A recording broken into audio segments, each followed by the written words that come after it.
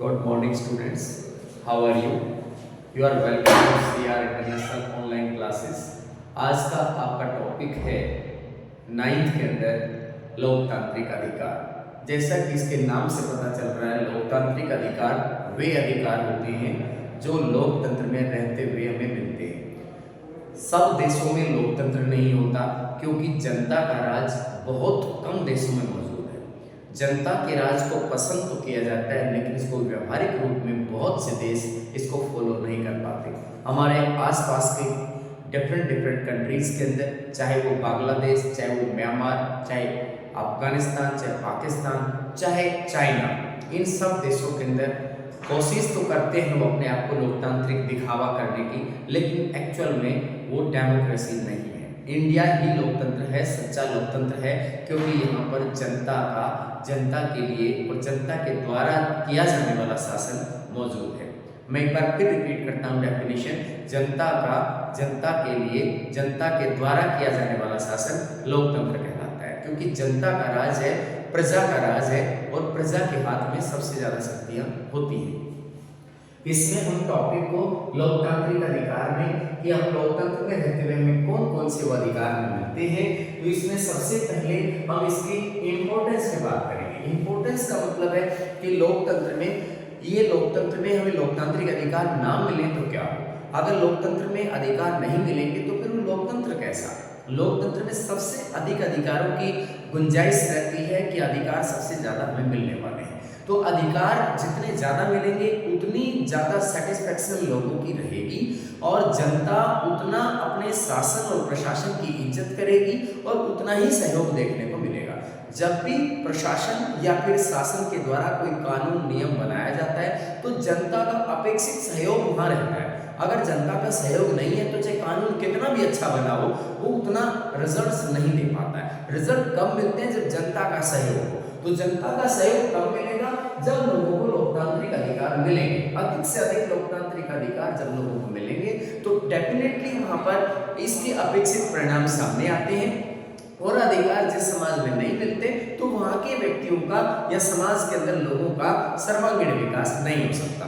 सर्वांगीण विकास का मतलब है सामाजिक विकास, धार्मिक विकास, संवेगात्मक विकास, आर्थिक विकास और शारीरिक विकास, मानसिक विकास। ये सभी जितने भी पक्ष होते हैं विकास के, उन सभी पक्षों पर ध्यान देकर के हम सर्वांगीण विकास कर सकते हैं। और सर्वांगीण विकास उसी समाज के अंदर संभव होता है जहां पर अधिकार मिलते हैं। अधिकार नहीं मिलेंगे तो किसी भी समाज के अंदर, किसी भी देश में या किसी भी राज्य में लोगों का उचित सर्वांगीण विकास नहीं हो सकता। इसके बाद आता है अधिकारों के बिना जीवन। अधिकार अगर नहीं मिलेंगे तो क्या होगा? अधिकार अगर नहीं मिलेंगे, किसी भी व्यक्ति को अगर पढ़ने का अधिकार ना दिया जाए तो वो अनपढ़ हो जाएगा, यानी निरक्षर रह जाएगा। अगर उसे रोजगार का हक ना दिया जाए तो वह अपना कमा कर नहीं खा सकता है, अपना रोजगार नहीं कर सकता है। तो ये सारी चीजें, ये दो एग्जाम्पल इसको प्रूव करते हैं कि अगर हमारे जीवन में मान लीजिए हमारे सरकार की तरफ से परिवहन की सुविधाएं लोगों से छीन ली जाती हैं तो एक स्थान से दूसरे स्थान पर लोग जा नहीं पाएंगे या प्रॉपरली वो ट्रैवल नहीं कर पाएंगे। इसके अलावा सड़क मार्ग, रेल मार्ग, जो सरकार की तरफ से सुविधाएं दी जा रही हैं, जो अधिकार हमें मिल रहे हैं एक जगह से दूसरी जगह घूमने फिरने के, अपनी बात कहने के, तो हम अपना विचार प्रकट कर सकते हैं, भाषण दे सकते हैं। तो अगर ये सारे अधिकार भी हमारे छीन लिए जाते हैं तो इसमें स्पष्ट रूप से जनता का पूरा नुकसान है और जनता सही तरीके से फिर अपने आप को अभिव्यक्त नहीं कर पाएगी। इसके अंदर कोसोवो में जाति नस्ल, इससे पहले हमारा टॉपिक है ग्वांतानामो बे जेल। ग्वांतानामो बे जेल क्या है? ये न्यूयॉर्क में, अमेरिका के अंदर एक घटना हुई न्यूयॉर्क में 11 सितंबर 2001 को। वहां पर अलकायदा के आतंकवादियों के द्वारा और बहुत बड़े मात्रा में लोगों का नरसंहार किया गया था। यानी वहां पर न्यूयॉर्क में WTC का बिल्डिंग है, वर्ल्ड ट्रेड सेंटर का, 11 सितंबर 2001 को वहां पर उन्होंने अचानक से हवाई जहाजों का अपहरण करके और उनसे डायरेक्ट उन्होंने हवाई जहाज उस बिल्डिंग से टकरा दिए, जो कि कम से कम काफी मंजिलों की वो जो मतलब काफी मल्टी स्टोरी बिल्डिंग थी और उसके अंदर 2 जगह हवाई जहाज उससे टकरा दिए, जिसकी वजह से वहां पर 3000 लोगों की मौत हो गई। और इस तरह से ये एक नरसंहार था जो अलकायदा के आतंकवादियों ने किया था। अमेरिका ने उन्हें सजा देने के लिए अंतर्राष्ट्रीय स्तर पर विभिन्न देशों से गिरफ्तारियां करना शुरू कर दिया। उन्होंने प्रत्येक क्षेत्र से गिरफ्तार कर करके लोगों को और इस जेल में लेके गए ग्वांटानामो जेल, जो कि हवाई द्वीप के अंदर एक आइलैंड पर बनी हुई थी और इसके अंदर लोगों के साथ बहुत स्ट्रिक्ट बिहेवियर किया जाता था। सुना जाता है इसके बारे में, इसकी रिपोर्ट यहाँ पर किसी भी यानी न्यूज़पेपर के जो पत्रकार होते हैं उनको भी जाने की इजाजत नहीं थी।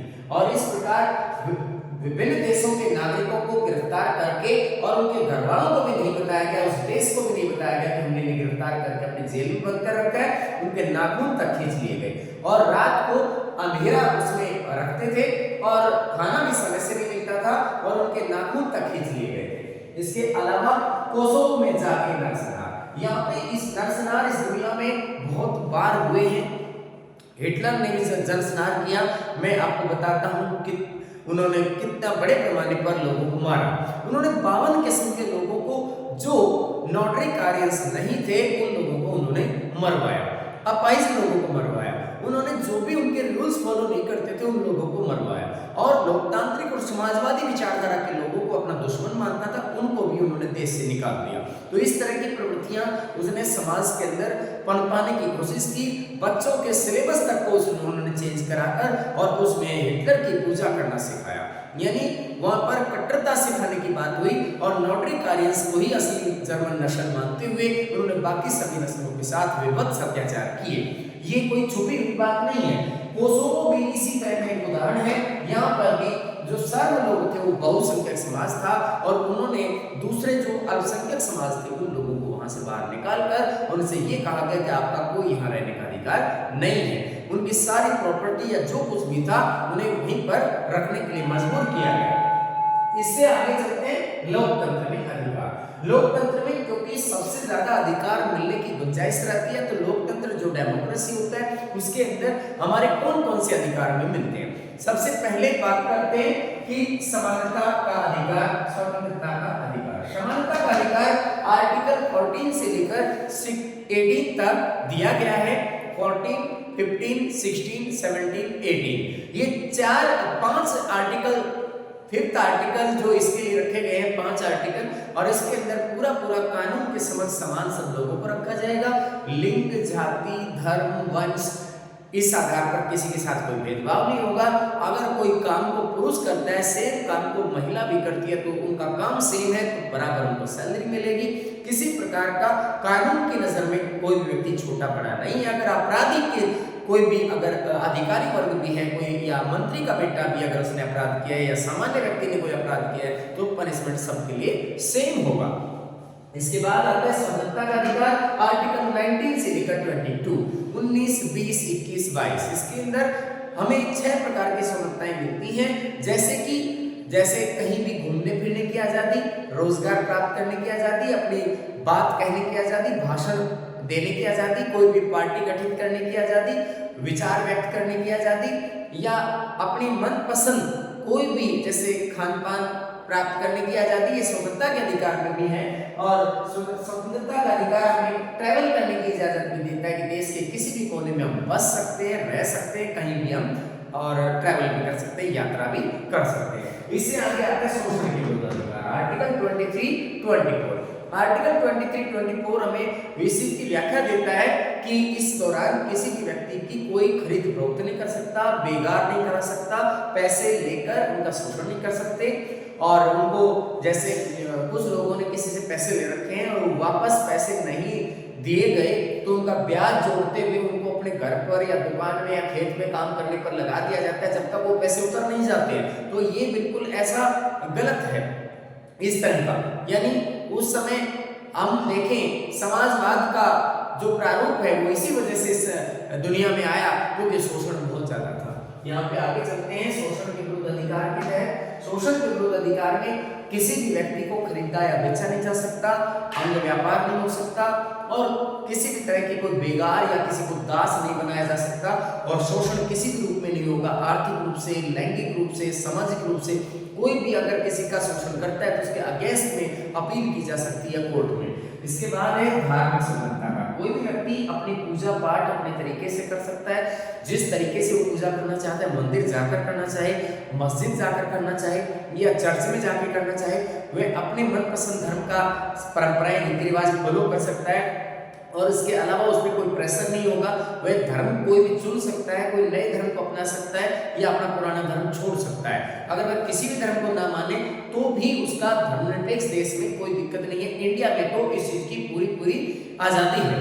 यहाँ आगे चलते हैं, ये आपका समानता स्वतंत्रता हो गया, शोषण के विरुद्ध अधिकार हो गया, धार्मिक स्वतंत्रता का हो गया। इसमें अपना कोई भी चंदा वगैरह इकट्ठा कर सकते हैं, मंदिर वगैरह बना सकते हैं, मस्जिद बना सकते हैं और अपने धर्म के प्रचार प्रसार भी कर सकते हैं। ये भी धार्मिक स्वतंत्रता के अंदर होता है। शिक्षा और संस्कृति, इसमें सभी को अपनी शिक्षा और संस्कृति का प्रचार प्रसार करने की आजादी है। कोई भी अपना खान पान, रहन सहन, आचार विचार, नैतिक मूल्य, आदर्श, इनको अपने समाज को ज्यादा से ज्यादा प्रचारित करने की पूरी छूट इसमें रहती है।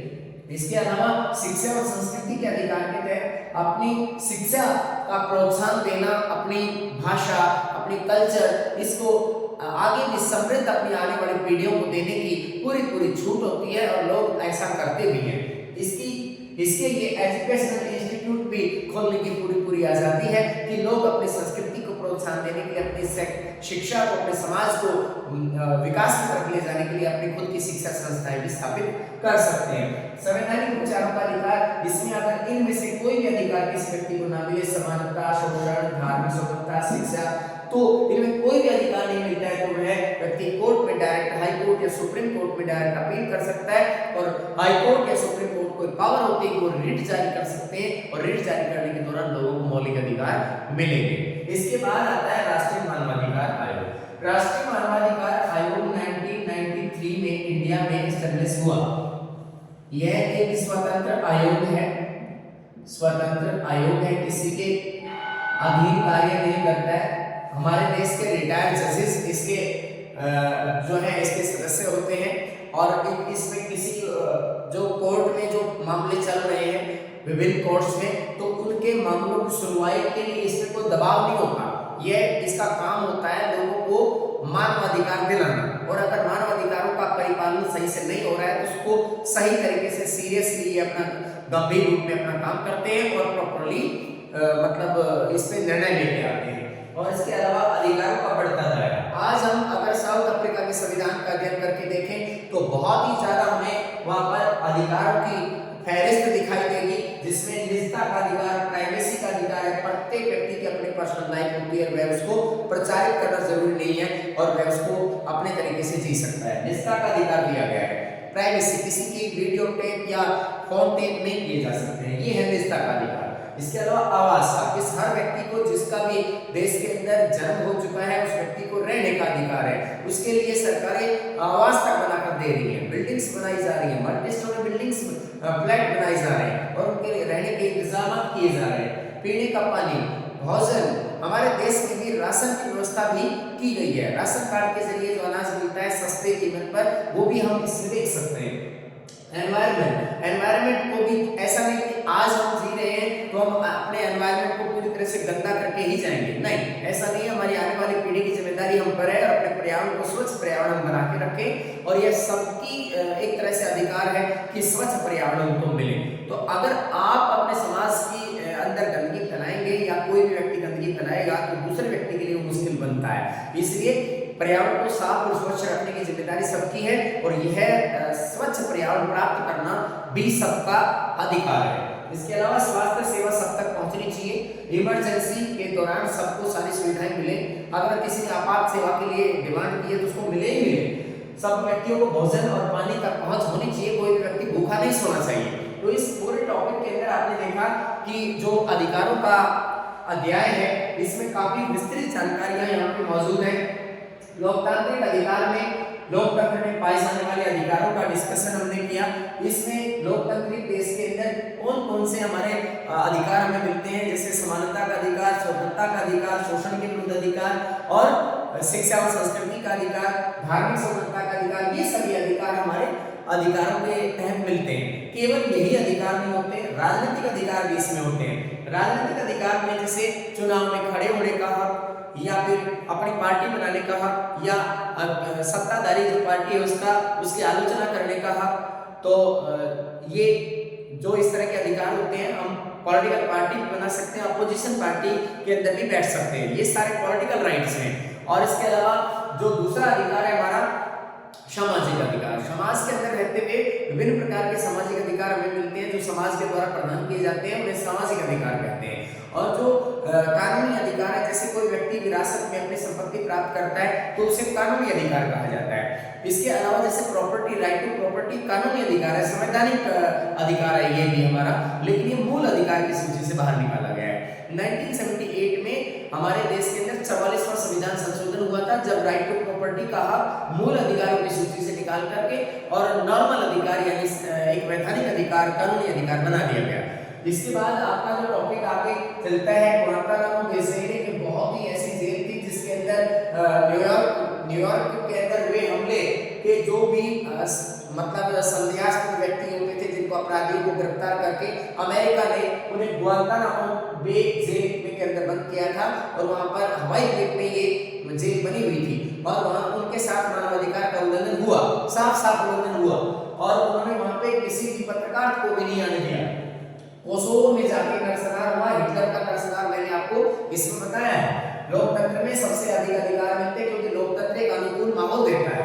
अधिकार क्या है? अधिकार वे सुविधाएं के जो व्यक्तित्व के विकास के लिए बहुत ही ज्यादा जरूरी होती है। ये सभी अधिकार मूल अधिकार कहलाते हैं। समानता, स्वतंत्रता, शोषण, धार्मिक स्वतंत्रता, शिक्षा और संस्कृति, संवैधानिक उपचारों का अधिकार, ये हमारे मूल अधिकार है। ये संविधान के मूल ढांचे से संबंधित है। राष्ट्रीय मानवाधिकार आयोग बनाने का मकसद यही है कि लोगों को मानवाधिकार मिले। 10 दिसंबर 1948 को वर्ल्ड लेवल पर यूएनओ के द्वारा ह्यूमन राइट्स कमीशन बना दिया गया था, और ह्यूमन राइट्स कमीशन बनाने का मकसद यही था, इंटरनेशनल ह्यूमन राइट्स कमीशन, अंतरराष्ट्रीय मानवाधिकार आयोग। ये 10 दिसंबर 1948 को गठित हुआ, और ह्यूमन राइट्स डे मनाया जाता है 10 दिसंबर को। तो अभी ये आने वाला है, कुछ दिन बाद 10 दिसंबर को इसे मनाया जाएगा। तो ये मानवाधिकार आयोग हमारे देश में बनाए गए हैं। हमारे अपने देश के अंदर जो राज्य है वहां भी मानवाधिकार आयोग बनाए गए हैं, और उन मानवाधिकार आयोग में लगभग हमारे देश के अंदर 26 मानवाधिकार आयोग बनाए गए हैं। इंडिया का राष्ट्रीय मानवाधिकार आयोग 1993 में बनाया गया था, और इसमें रिटायर्ड जजेस को लिया जाता है। इसके बाद अधिकारों का दायरा बढ़ता जा रहा है। हमारे देश में सूचना का अधिकार हमें मिल गया। हमारे देश के अंदर अगर हम जैसे किसी भी डिपार्टमेंट से कोई भी सूचना प्राप्त करना चाहे वो प्राप्त कर सकते हैं। तो ये हमारा इसी तरह का अधिकार है। भोजन का अधिकार हमारा है। जीवन का अधिकार के अंदर मतलब ये एक तरह से गारंटी हमारे संविधान के द्वारा दी गई है। तो ये सभी टॉपिक आपके इसमें रिवाइज करने हैं। इसमें जो ये टॉपिक है इसके आप नोट्स रेडी करें, इसके question answers very short answer इसमें सेलेक्ट करके लिखें, और चैप्टर को अपनी बुक से एक बार रीड करें। Thank you.